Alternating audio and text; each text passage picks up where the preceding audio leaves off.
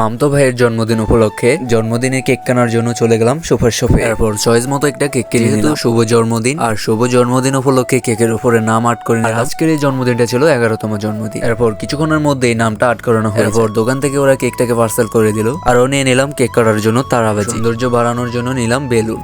এরপর জন্মদিন উপলক্ষে যা যা সবকিছু কেনাকাটার পরে ওরা পার্সেল করে দিল। এরপর চলে আসলাম বাড়িতে যাওয়ার উদ্দেশ্যে চলতে লাগলাম। এরপর মামানেদের বাসায় বেলুন গুলো দিয়ে রুমটা সাজাতে লাগলাম। তারপরে আমি সবগুলো বেলুন রেডি করে নিতে লাগলাম। কিছু সময়ের মধ্যেই রুমটাকে সাজিয়ে নিলাম। জন্মদিন উপলক্ষে যেহেতু স্পেশাল ভাবে জন্মদিন উদযাপন হবে, এটি ছিল আজকে শুভ জন্মদিনের কেক। আজকের এই শুভ জন্মদিনটি ছিল আমার মামতো ভাই। আজকে তার জন্মদিন উপলক্ষে অনুভূতিটা ছিল অনেক বেশি, দিনটা ছিল অনেক বেশি স্পেশাল এবং আনন্দ। এর মধ্যেই শুভ জন্মদিন শুরু হয়ে যায়। কিছুক্ষণের মধ্যেই মোমবাতিগুলোকে জ্বালিয়ে দেওয়া হয়।